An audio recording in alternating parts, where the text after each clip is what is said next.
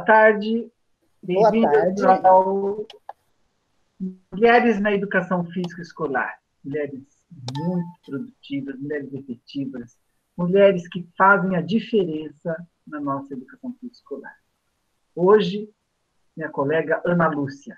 Ana, seja bem-vinda. Por favor, se apresente aos alunos.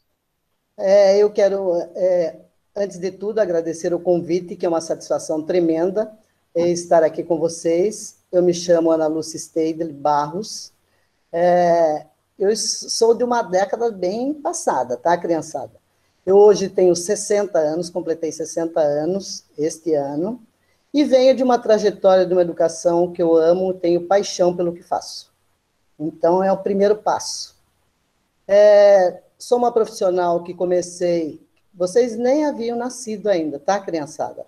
Porque eu comecei a minha trajetória na educação em 1979.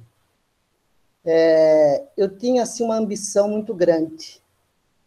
Eu queria fazer educação física, mas eu queria fazer em São Carlos. Eu queria fazer exatamente em São Carlos.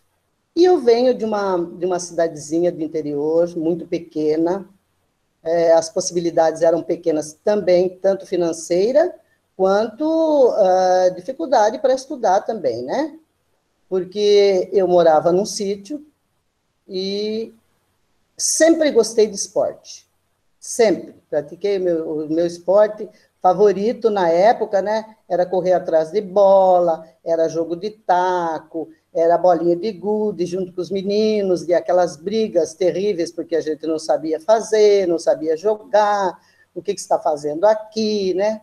E aquilo foi despertando a minha curiosidade com relação à educação física.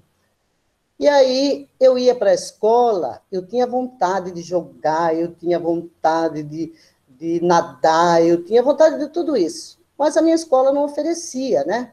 Tudo isso. O que a gente tinha era aquele uniforme de sainha branca, calçãozinho vermelho, que a professora mandava a gente marchar, as meninas sentavam de um lado e os meninos jogavam futebol. Aí, aquilo foi me aguçando, né? Falei, não, eu quero uma educação física diferente. Eu vou fazer algo que aconteça. E aí, fui pesquisando as faculdades, fui pesquisando as modalidades. E aí, falei, é aqui que eu vou. É aqui que eu vou encarar. Para isso, eu fiz um percurso bastante interessante. Então, em 1979, eu já ia ingressar para a faculdade, né? Mas antes disso, eu quero contar um pouquinho para vocês o seguinte.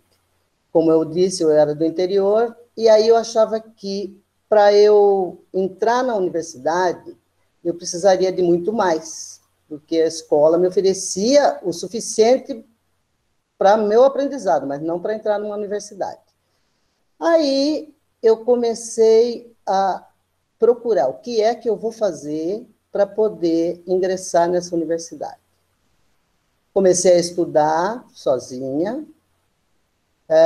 Aí depois, lá não tinha cursinho, tá, gente? É uma coisa bem distante.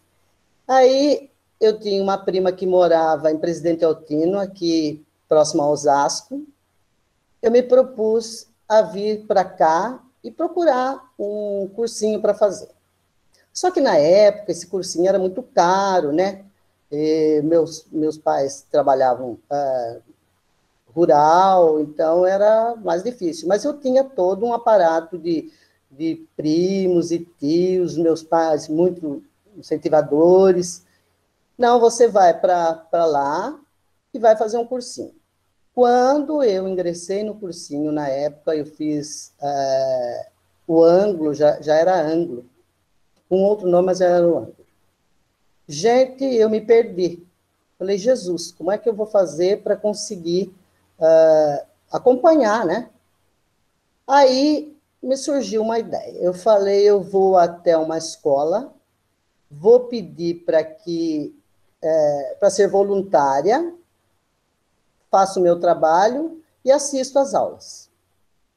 Foi o que eu fiz. Em 78, eu vim para Presidente Altino, fui até uma escola chamada Archiclínio Santos, ali no Parque Continental, e pedi para ser voluntário.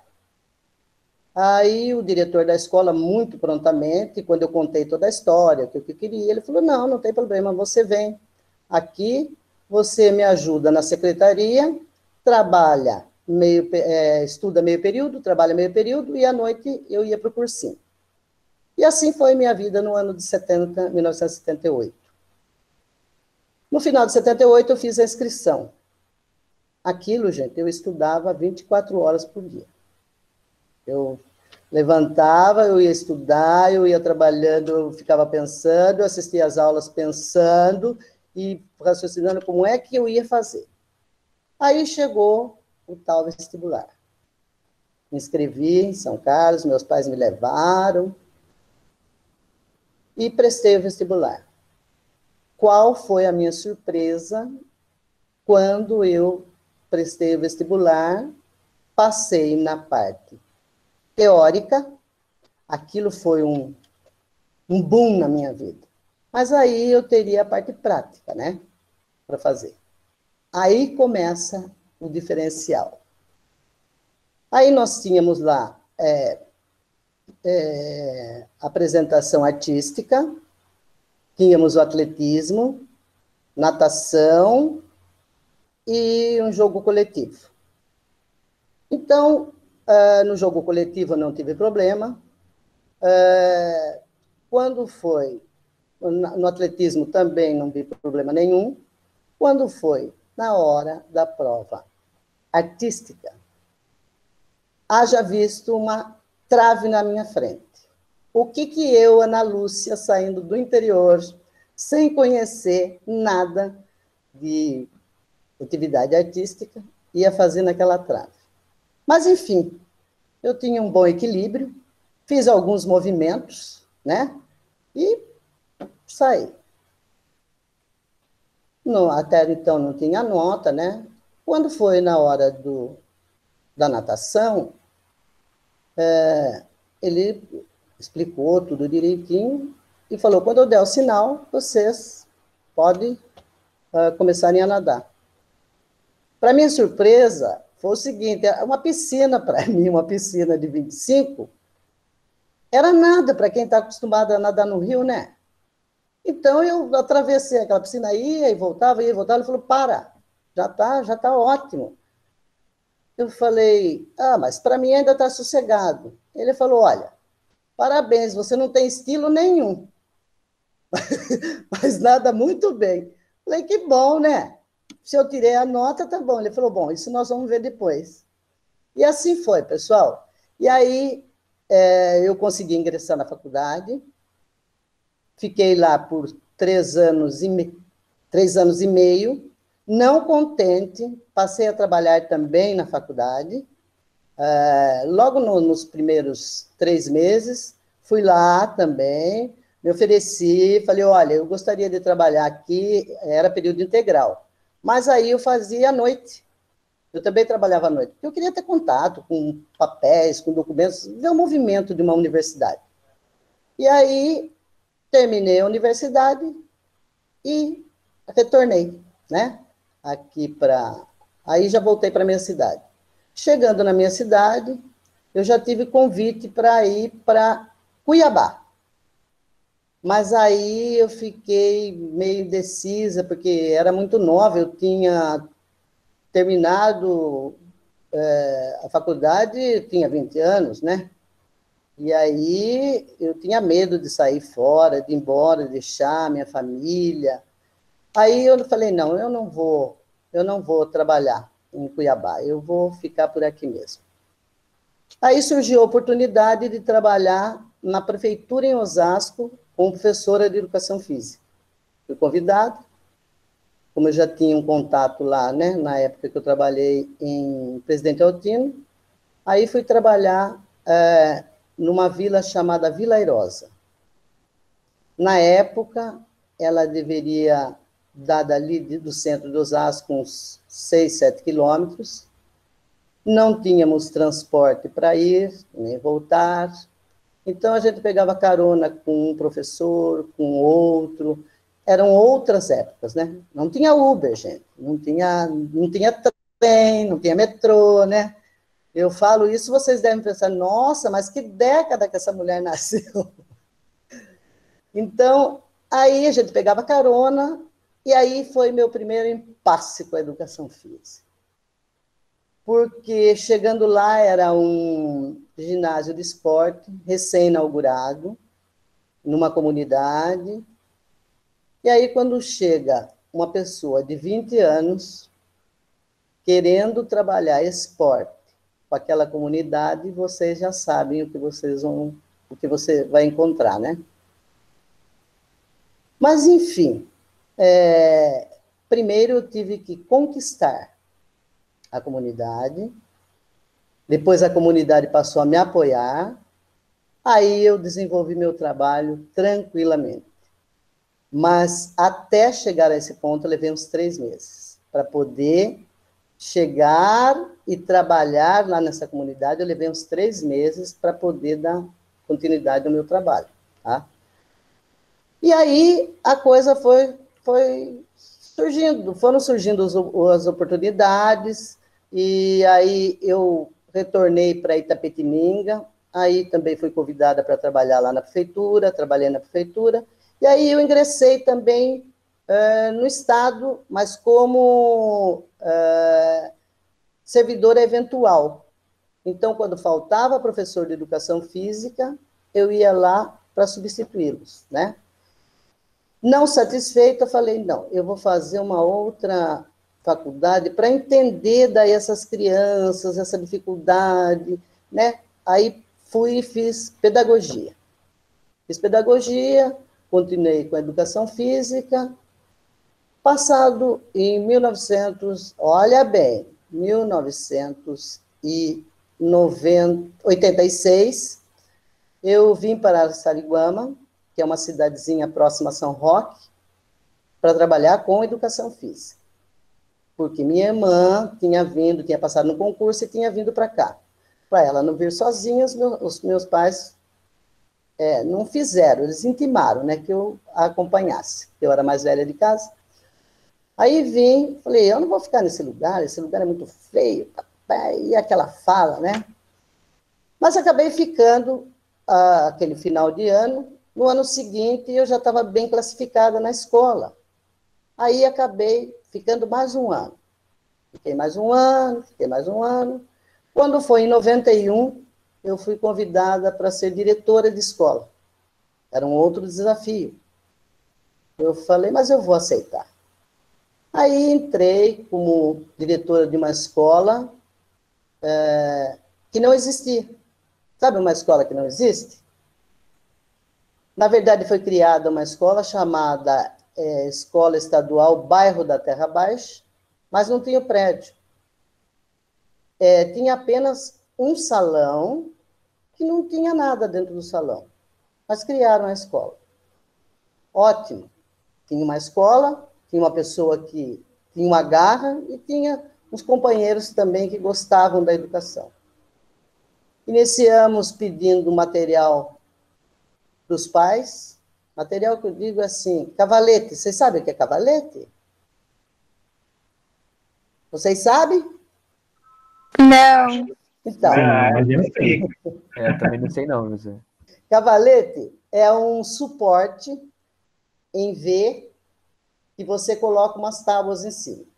E aí, nós iniciamos lá essa escola da Terra Baixa, com esses cavaletes que os pais cederam e colocaram lá para a gente, com umas tábuas, e cadeiras nós emprestávamos dos vizinhos, e a nossa escola foi indo. E aí teve um desfile de 7 de setembro, e eu falei, aquele salão era dividido em 3 partes. Primeiro, segundo e terceiro ano. De manhã e à tarde era terceiro, quarto e quarto ano. Nós fizemos um desfile fantástico. Nós resgatamos a cidade de Araçariguama quando ela era vila. E aí, como professor de educação física, a gente tem todo aquele gingado, aquela... A gente tem esse start, né? Aí nós fizemos um desfile, e o desfile foi maravilhoso. Partindo dali, a dirigente da época, dona Sebastiana, disse assim, olha, nós vamos atrás da FDE, porque nós precisamos de uma escola maior. E aí, foi criada uma escola maior, e em 93 inaugurou, então, uma escola enorme. Aí nós continuamos trabalhando, e eu trabalhava um pouco com educação física numa escola chamada Professor Humberto Vitorazzo, ora eu era diretora da escola durante o dia, e aí foi prosseguindo. Em 98, eu fui convidada para trabalhar na Secretaria de Educação, daí já passou a ser municipalizado. Fui trabalhar na Secretaria de Educação, deixei a direção e assumi a parte pedagógica da Secretaria. Nesse interim, o prefeito saiu por ocasião de uma doença, o vice foi para a prefeitura, como prefeito, e eu assumi a pasta da secretaria. Trabalhei na secretaria por 2 anos, dali fui convidada novamente pela diretoria para ir para uma outra unidade escolar. Só que daí era como professor de educação física. Eu falei, vou novamente. Voltei lá para a educação física. Eu trabalhei exatamente 15 dias e fui convidada para ser PCNP. Assumi como PCNP em 2003 e fiquei até 2017, da qual eu tive a oportunidade de conhecer o Sérgio, que foi um mestre para mim na educação física. Assim, tanto ele quanto Marilisa, Mirna Leia, são pessoas que realmente vieram para acrescentar muito. E eu só tenho que agradecer. E aí, fiquei trabalhando como PCNP, lá na Diretoria de Ensino de São Roque, aposentei em 2017, falei que não ia voltar mais. 2017, dia 11 de outubro de 2017, aposentei. Quando foi no final do ano, a dirigente me convidou para retornar, eu falei que não queria, que nesse momento eu ia fazer uma outra coisa da minha vida. 2018, janeiro de 2018, 13 de janeiro, eu disse para ela, o cargo ainda está lá? Ela falou, está. Eu falei, então eu estou retornando, porque eu amo o que faço, e percebi que sem isso eu não consigo viver. E aí, voltei, aposentada, na diretoria de ensino, como diretora do núcleo pedagógico. E hoje estou aqui contando um pouquinho da minha experiência para vocês, e dizer que, olha, a gente só consegue fazer a diferença se for através da educação. E a gente, quando tem paixão pelo que faz, vocês podem ter certeza que não tem nenhum empecilho. Então, eu estou aqui, contei um pouco da minha história, e agora, se vocês quiserem fazer aí um bate-bola, eu estou à disposição. Tá bom?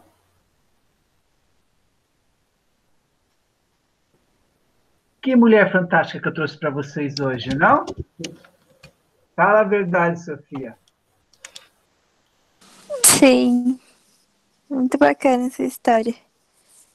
Vocês que são jovens, vocês têm muito pela frente, tá? Acreditem, porque quem entra e tem essa paixão não sai. Não sai. Podem fazerem as perguntas, se eu não souber responder, eu digo para vocês que não sei. Se eu vacilar em alguma coisa, o Sérgio me ajuda, e assim nós vamos, né? Mesmo. Pessoal, o sol tá batendo muito sol aqui, eu vou virar um pouquinho para cá. Pode virar. Virar que você é estrela da tarde. Dá licença um pouquinho, é que senão o sol pega muito no meu rosto. Aí. Irmã Ana se arrumando. Pronto. Quem que Aí, vai entrar? estou à disposição.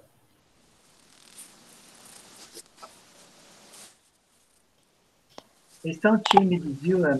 Estão tímidos. Vamos lá, meninos. Tanta molecadinha nova, tão gostoso de ver, né?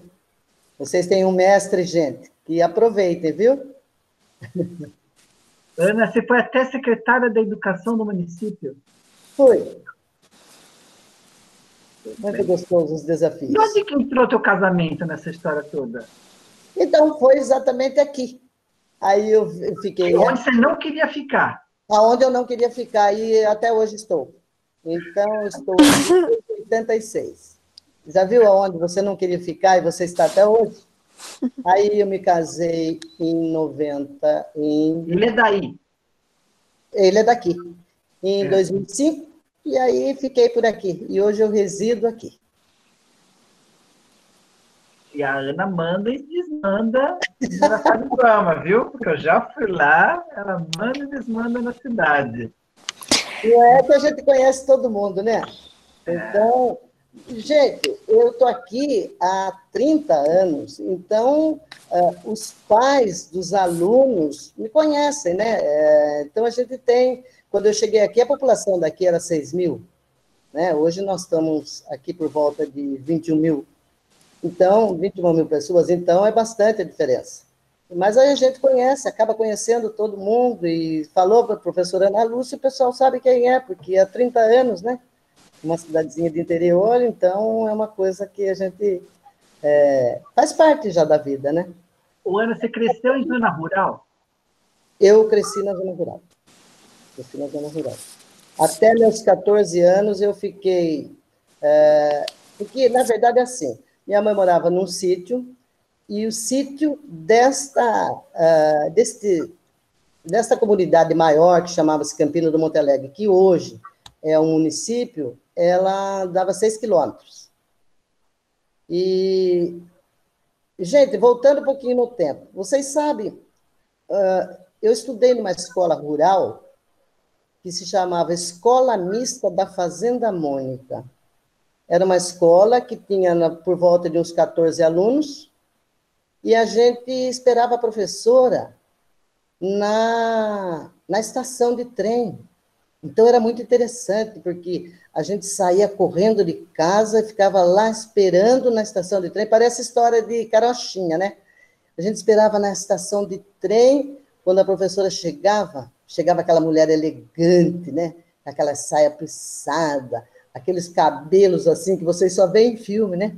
Aqueles cabelos com um arranjo, aquele lenço no pescoço, aquela bolsinha, aquele sapatinho de salto. Então, a gente corria acompanhar a professora no trilho do trem para chegar até a escola. Daí, chegava na escola, a gente ajudava a limpar a escola, a gente fazia... Lá não existia merendeira, essas coisas, né? Mas como eu ficava distante, então, tinha uma senhora lá que morava próxima à escola, e ela fazia merenda para a gente, e a gente aprendia a fazer bolo, e bolinho. Então, era uma coisa assim, bem família, né? Era maravilhoso. Eu acho que é isso que me encantou na educação, porque eu tive esse contato com esse pessoal, né? Aí, terminava, na época era 4º ano primário, né? Aí tinha uma coisa que se chamava exame de admissão, que vocês nunca viram falar, entendeu? É que nem vocês falarem tecnologia hoje para mim, de determinados termos que eu não conheço também. Então, é igualzinho. E aí tinha aquele exame de admissão para você entrar no ginásio na época, que chamava-se ginásio, né? Aí já não existia mais na cidadezinha próxima, que chamava Campina do Monte Alegre. Aí teria que ser no município chamado Angatuba. Só que de lá, da onde eu morava, até Angatuba, ele dá mais ou menos uns 20 e poucos quilômetros.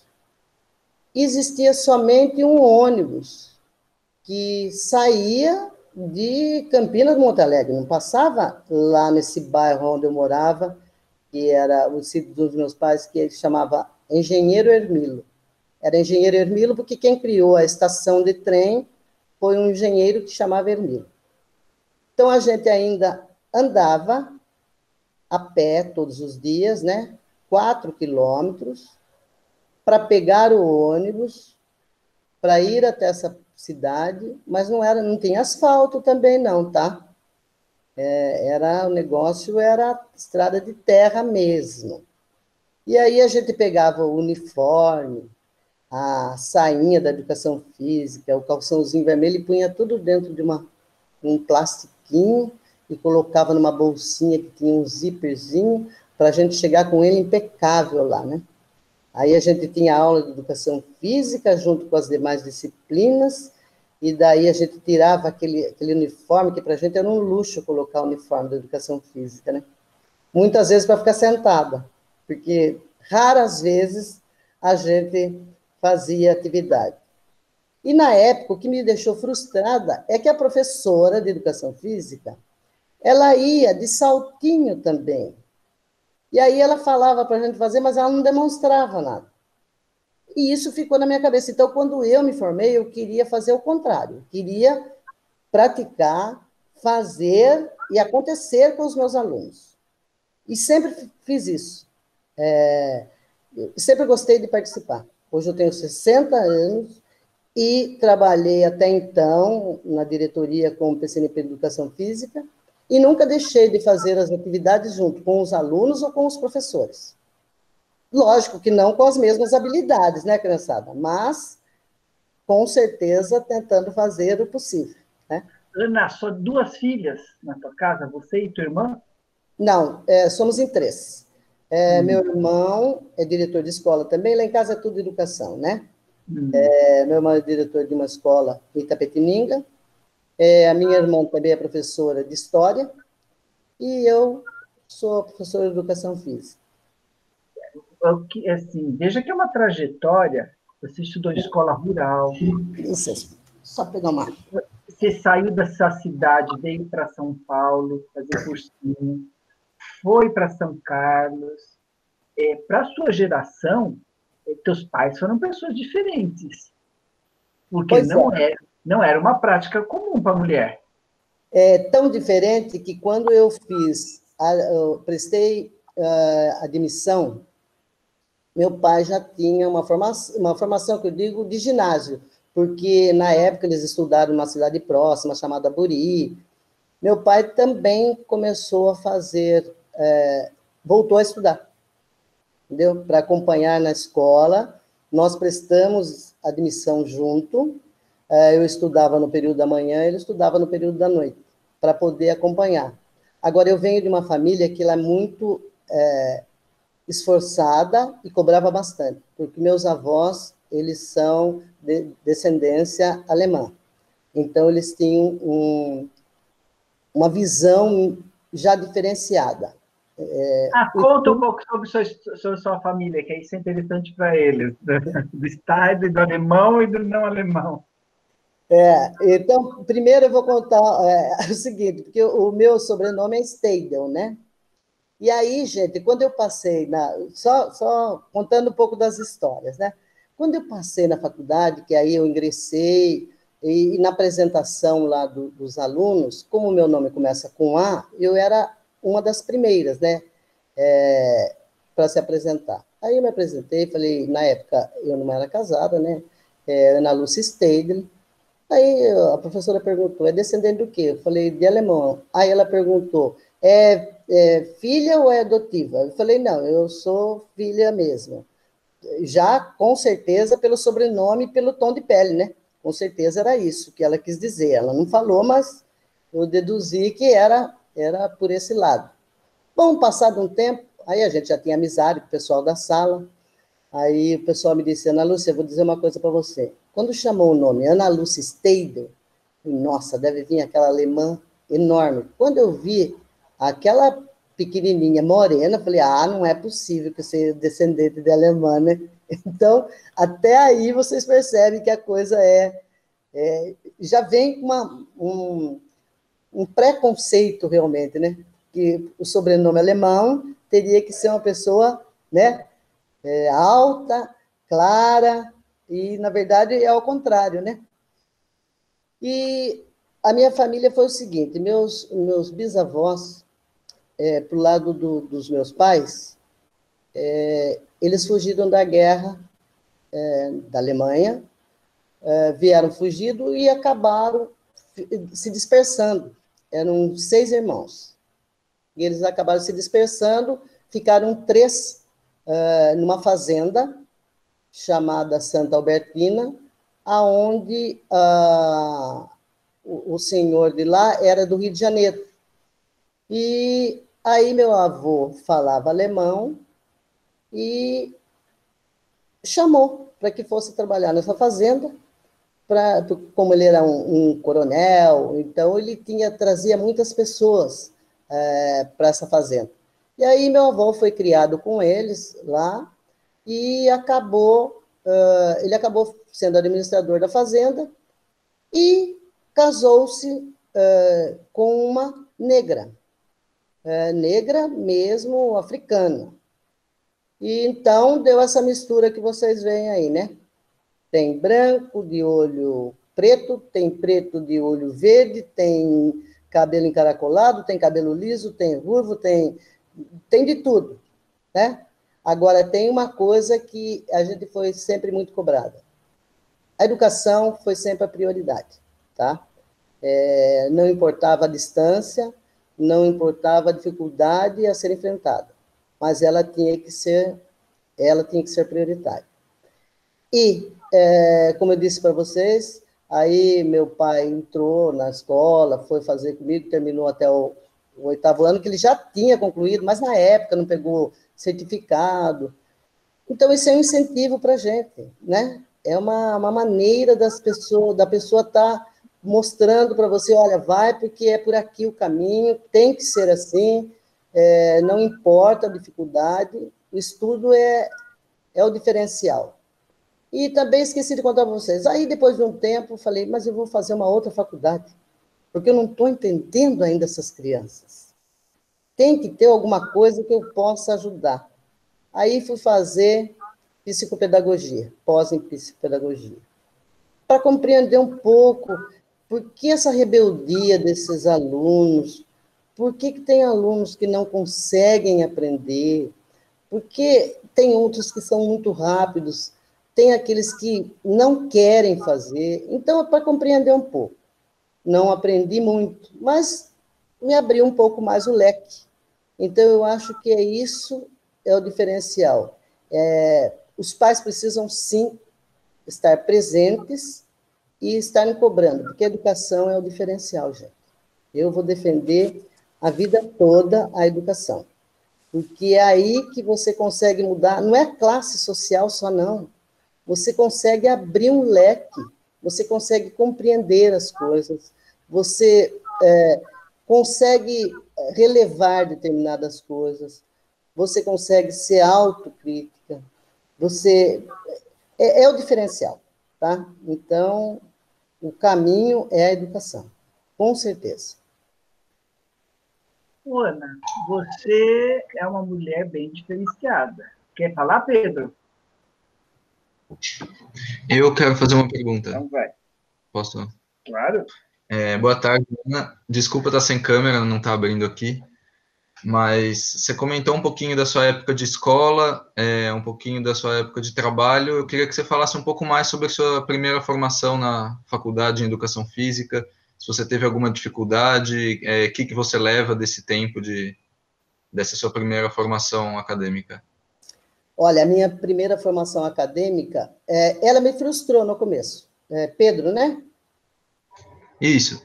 Ela me frustrou um pouquinho no começo, Pedro, porque o que eu achei? Que eu ia chegar na faculdade de Educação Física, na universidade, e ia direto para o esporte. Na verdade, foi a minha visão de educação física, enquanto jovem, era essa.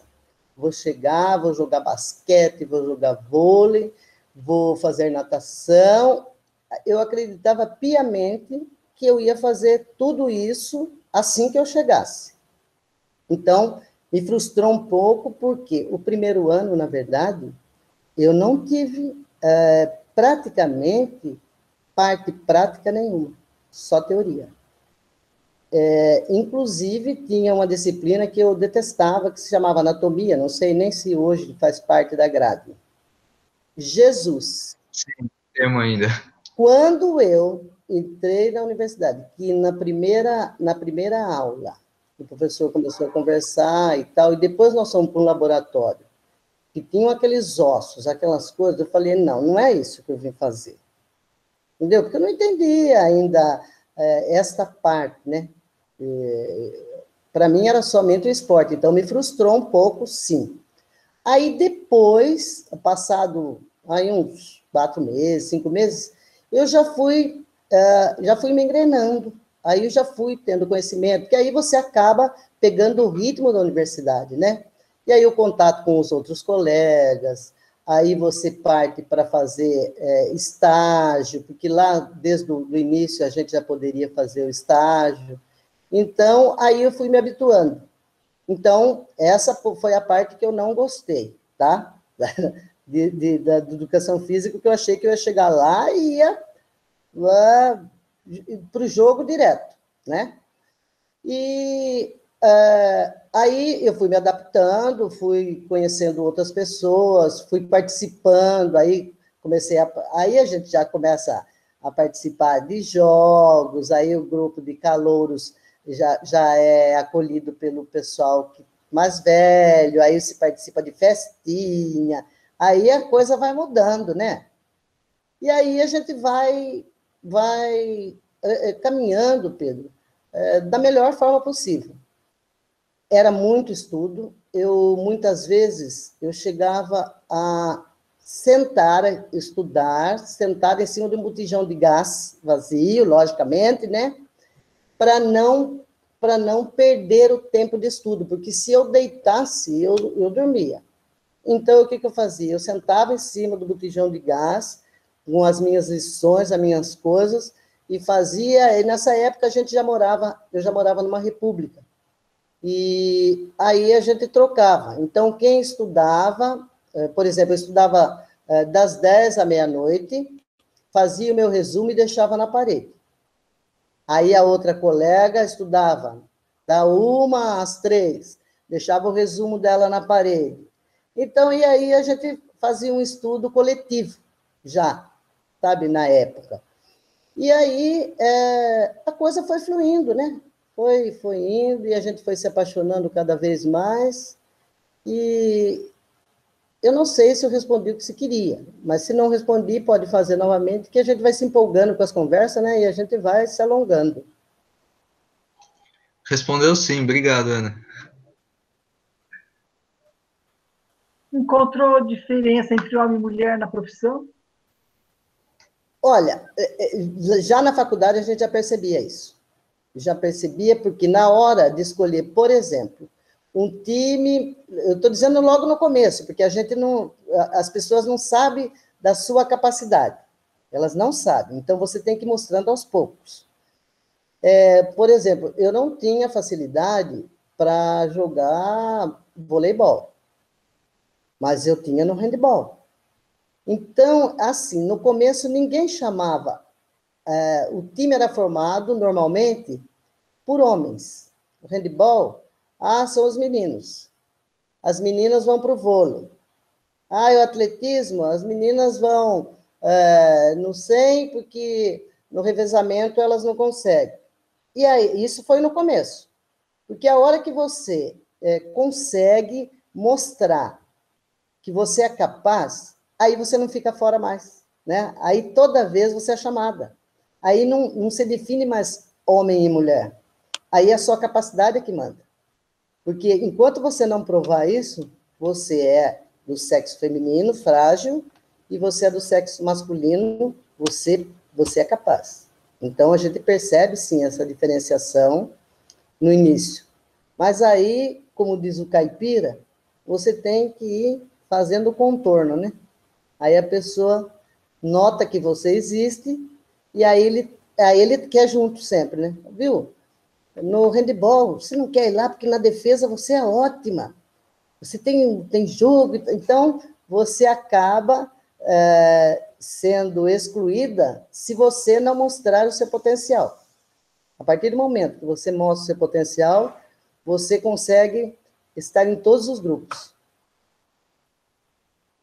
E como líder, você hoje é uma grande líder na região de São Roque toda. Olha, Sérgio, aí fica difícil de comentar, porque eu não sei dizer para vocês por que caminho eu segui que eu adquiri essa liderança da qual todos os que eu convivo comentam. Mas eu acho que é mais por ser uma pessoa bastante aberta, comunicativa, bastante segura do que eu faço também. Eu, quando tenho metas, eu procuro atingi-las a qualquer preço. Porque quando eu tenho um objetivo, logicamente, eu não estou falando no sentido de pessoas de passar por cima, não é isso. Eu arrumo um caminho, faço um traçado, se ele não der certo, eu desvio, mas eu continuo com o meu objetivo. Eu tenho metas, e eu acho que essa segurança é que faz com que as pessoas digam da minha liderança. Ana, na tua formação, na época, não existia a questão de educação física para deficientes, não havia as temáticas de inclusão, de gênero, preconceitos, essas coisas não existiam naquela época, né? Como é que você foi enxergando isso e que caminhar que você acha que ainda já se alcançou um bom caminhar? O que ainda precisa caminhar? Por onde pode caminhar nesse campo? Olha, nós temos um grande dificultador, porque as pessoas acham... gente, tudo que eu falar é minha opinião, tá? Eu não estou falando de nenhuma fonte que eu li ou que eu discordo, não, eu estou dizendo a minha opinião. Eu vejo que as pessoas precisam acreditar mais de que todos nós temos a possibilidade de trabalhar independente do qual seja a deficiência. Porque, assim, deficiente todos nós somos. Uns são explícitos, outros não. Mas nós temos uma deficiência. Eu, por exemplo, tenho uma deficiência tremenda com tecnologia. O outro tem uma deficiência com o desenvolvimento de outras habilidades. Agora, tem umas deficiências que elas são mais, como é que eu posso dizer?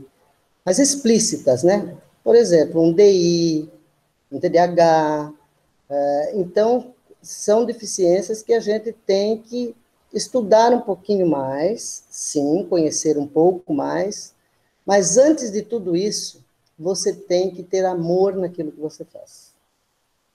Se você tiver amor naquilo que você faz, você, de uma maneira ou de outra, você consegue chegar no seu objetivo. Por quê? Eu falo isso por quê? Primeiro, quando eu disse para vocês que eu fui fazer psicopedagogia para entender um pouco mais, eu li muito, mas eu percebi que se eu não me aproximar, se eu não tiver o carinho, se eu não tiver um olhar diferenciado, eu não consigo, posso pegar os maiores teóricos, porque não vai me adiantar. Eu converso muito com o meu grupo e digo assim, olha, o professor diz assim, mas eu não consigo, na minha sala, eu tenho um aluno Down, e aí fica difícil, eu tenho 40 alunos lá dentro. Eu entendo perfeitamente, porque eu sou professora, eu sei disso. Só que eu preciso ter um olhar diferenciado para esse aluno. É o meu olhar. Uma mãe, quando o filho nasce, ela sabe, ela teve algum preparo para cuidar de um deficiente visual, de um deficiente mental? Ela sabia que ia acontecer isso com ela? E ela não consegue desenvolver um trabalho com o seu filho? E ela não teve nenhuma instrução. Então, eu acho que nós, profissionais da educação, hoje nós temos a oportunidade de ter aí um vasto leque de teóricos que podem estar nos orientando. E, além do conhecimento teórico, você tem que ter um olhar para a pessoa, para a família, para você mesmo. O que eu posso fazer de diferencial? Porque o menos é mais. Às vezes, a gente se preocupa com a quantidade de coisas. Olha, eu preciso que aquele aluno execute a atividade A. Gente, muitas vezes é o levantar a mão já é um significado. Às vezes um olhar diferenciado. Então, a adaptação, para a gente fazer uma adaptação curricular, hoje eu estou falando que o termo é muito usado, né? Vamos fazer uma adaptação curricular. Essa adaptação é o olhar diferenciado. A adaptação curricular, para mim, é o olhar diferenciado para aquele que tem aquela fragilidade. Então, é isso que eu vejo, Sérgio. Muito bem, estamos chegando quase já no final da nossa entrevista. O tempo voa. E essas crianças que não fazem pergunta? Pois é, essas crianças hoje estão muito tímidas. Será que eles estão com preguiça? Não, acho que como você é muito envolvente, você vai contando, a gente vai se envolvendo na sua história, nos seus contos, nos seus causos, e a mente vai longe. Mas eu gostaria que eles fizessem algumas perguntas, sim. Então, com vocês, olha. Wesley vai perguntar? Boa tarde. Isso, boa tarde, Ana. Boa tarde. Teve algum momento, seja na sua formação, seja na atuação profissional, que você pensou em desistir da área? E se teve, por que você ficou? Não, eu realmente não tive nenhum momento de pensar de desistir, não. Eu sempre queria mais. Eu nunca deixei de fazer alguma coisa por dizer assim, não gostei, ou isso aqui não está interessante mais. Não, eu sempre procuro achar uma coisa, um objetivo para aquilo. Se eu quis, eu vou atrás até o final. Se lá no final eu decidir que eu posso mudar o caminho, tudo bem. Mas eu nunca desisti. Eu sempre fui uma pessoa que, quando eu quero algo, eu vou atrás, mesmo que me frustre, muitas vezes, porque às vezes você quer contar com o apoio de outras pessoas, fica difícil. No sentido, por exemplo, às vezes você quer fazer um estágio, estou falando lá no começo, eu queria fazer um estágio dentro de uma escola onde eu pudesse trabalhar com o aluno, sabe aquele movimento com o aluno? E aí o professor, você está fazendo estágio, então pode sentar ali anotando, isso não me cabia. Eu queria estar lá. Viu? Por que aquele aluno está sentado naquele canto e não está fazendo? Eu ia dando jeitinho e sentava. Viu? Por que você não está fazendo essa atividade? Não, eu sou muito gordinho, ninguém me escolhe. Entendeu? Então, eu vou atrás, eu fico procurando. Eu gosto de procurar as coisas. Então, eu nunca me frustrei assim, de dizer, olha, nesse caminho não deu certo. Eu me frustrava de ver as atitudes das pessoas que poderiam ser diferenciadas. Essa era uma frustração de eu não poder fazer nada para mudar aquela atitude, sabendo que dava tinha resultado. Se mudasse, tinha resultado.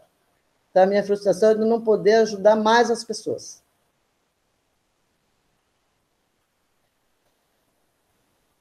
Quem mais quer falar com a Ana? Tudo que ela já contou. Oi, Ana. Eu gostaria de fazer uma pergunta sobre quais foram os seus maiores desafios na carreira. Que você achou as coisas mais desafiadoras?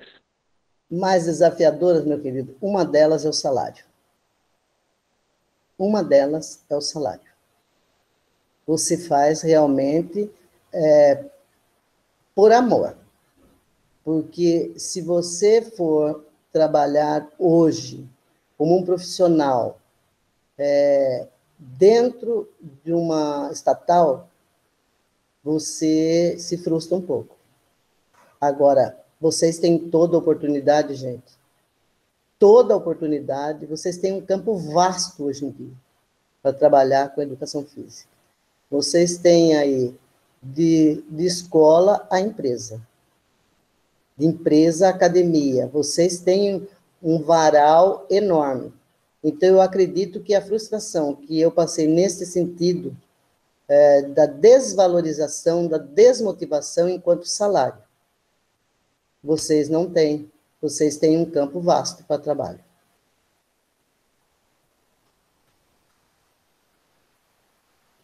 Quem mais? Eu tenho uma pergunta. Diga, Edmund. Ana, boa tarde. Boa tarde. Eu gostaria de saber um comentário seu, assim, com relação à educação física estar no bojo de códigos e linguagens e não em outros, né, na escola. Queria que você comentasse mais sobre isso. Eu, na verdade, eu acho que ela cabe... Bom, eu vou defender, né, lógico. Eu acho que ela cabe em todos. Eu acho que ela cabe na ciência da natureza, eu acho que ela se encaixa em humanas. Eu vejo em várias concepções. Mas no Códigos e Linguagens, eu vejo por quê? Porque ela consegue fazer uma leitura das diversas artes, né? Ela tanto a dança, quanto uma leitura de imagem, quanto movimento, eu vejo que ela se encaixa bem em Códigos e Linguagens, porque são realmente códigos e linguagem, e a educação física, ela faz essa leitura, né? Da arte em si, interpreta, ela faz leitura, você consegue transmitir através de gestos. Então, eu vejo que ela se encaixa perfeitamente em Códigos e Linguagens, que já diz, né? Códigos e linguagem. Então, determinados movimentos já são linguagens. Então, já é explícito, né? Da qual você faz um movimento, um olhar, uma maneira diferenciada. A educação física consegue captar isso. Esse é o diferencial. Por que é que existe essa... eu não vou dizer briga, mas existe essa queixa dos professores com relação aos alunos. Quando se você trabalhar na escola, professor de educação física, trabalhar um texto na escola, o aluno aceita de uma maneira. Se o professor de língua portuguesa for trabalhar o texto, ele aceita de outra maneira. Eu estou falando porque, como eu já vivi dos dois lados, eu consigo ter essa visão. O professor de educação física, ele é mais amigo, ele é mais solto, ele consegue transmitir uma segurança, ele consegue estar mais próximo. Então, a leitura dessas linguagens para o professor de educação física, eu acho que se torna mais favorável para o professor de educação física. Ana, você está prestes a ver a reforma do ensino médio, que não vai ter mais educação física como disciplina, né? Você acha que a educação física ganhou ou perdeu nessa reestruturação? Eu vou dizer... Você já passou. Já passou, já foi. Eu particularmente, acho que é uma perda. Eu acho uma perda. Eu acho que a educação física poderia ser melhor aproveitada no sentido de alfabetização mesmo, não de letramento, viu? Porque ela tem uma facilidade tremenda. A gente percebe que a educação física, nos anos iniciais, a importância do movimento para que o aluno possa desenvolver outras habilidades é fantástica. E isso, eu acredito que defendendo agora, né? Eu acho que com essa reforma ela prejudica um pouco o específico da educação física. É uma pena, mas eu acho que nós ficamos prejudicados, sim. e aí desvaloriza um pouco a nossa disciplina. Porque a educação física, gente, o que é a percepção, hoje já mudou bastante. Eu acredito que de 2003, 2004 para cá, ela já teve uma mudança. Porque a educação física era considerado o perfume da prateleira. Viu? Ah, não teve aula hoje. Já pede para o professor de educação física. Viu? Vai ter a festa junina, é o professor de educação física. Precisa pendurar um quadro, é o professor de educação física. Então, o professor de educação física não tinha aquela valorização do profissional dentro da educação. Até que ele foi indo e foi adquirindo, sim, esse embasamento para poder dar continuidade. E isso é uma grande contribuição, eu tenho que falar, Sérgio, sua, da Marilisa e da Mirnaleia, porque eu estou dizendo por conhecimento de causa. Foram os lutadores e percursores para que a educação física pudesse estar onde está hoje.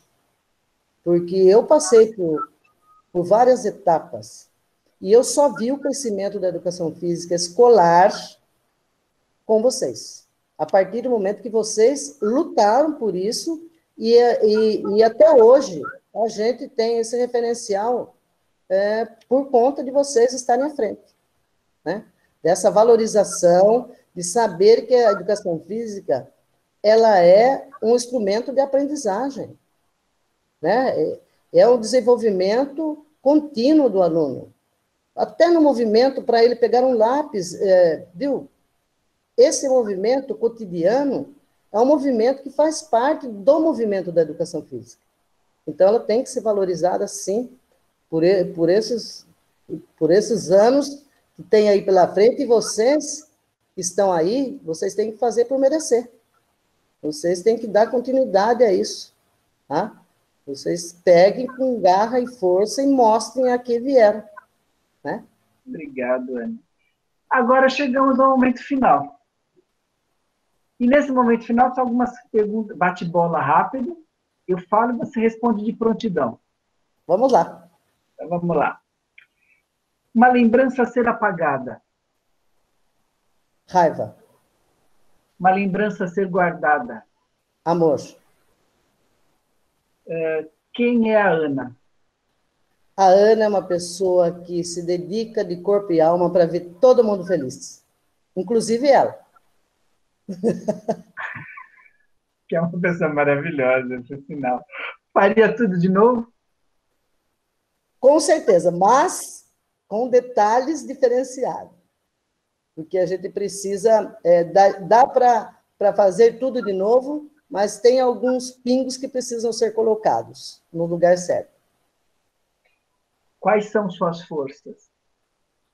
Internas e externas, espirituais também. Uma esperança. Que esse mundo seja de muito amor e igualdade. Um país. Brasil. Família. Amor maior. Educação física. Amor de coração. Esporte. Natação. Um sonho. Poder ajudar as pessoas com aquilo que eu tenho, que é o amor que eu tenho. Você conseguiu alcançar tudo que você pôs de meta em relação à educação física ao longo desses 40 anos? Tudo não, quase tudo. Porque tudo seria eu ver o profissional de educação física ter a valorização que ele merece. Né?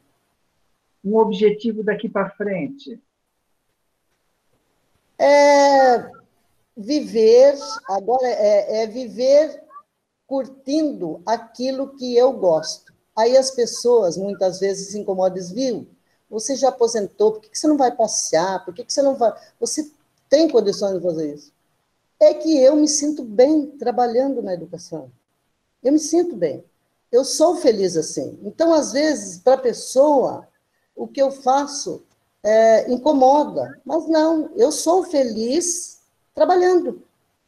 Isso não quer dizer que eu não passei, que eu não vá fazer minhas viagens, mas eu sou feliz trabalhando. Me sinto bem, eu adoro estar com o meu grupo. A minha satisfação é levantar de manhã e dizer, puxa vida, eu vou lá, eu vou brigar, eu vou fazer isso, mas eu vejo depois o resultado. Viu, aquele aluno, ô professora. Então, isso para mim, isso não tem o que pague. O meu objetivo é poder presenciar e viver mais um pouco isso. Um recado que você deixa para essas minhas crianças, alunos e alunas aí, da licenciatura. Acreditem no seu potencial. Acreditem e faça dele a sua meta. E desta meta o seu objetivo. E vá fundo que vocês são capazes de muito mais do que vocês pensam. Então, a vida depende daquilo que a gente quer. E o que você quiser acreditar, você vai, com certeza, fazer com que a coisa aconteça. Então, o recado que eu tenho que deixar para vocês é: sejam felizes naquilo que te faz feliz. Busque aquilo que te faz bem. Não importa o que está à sua volta. Faça uma reflexão, você mesmo, acreditando em você, buscando em você o que melhor você pode dar, e seja feliz. Não se incomode com o que está ao redor. Seja feliz. Muito obrigado, Ana. Eu tenho certeza que os alunos ficaram encantados com a sua fala de hoje.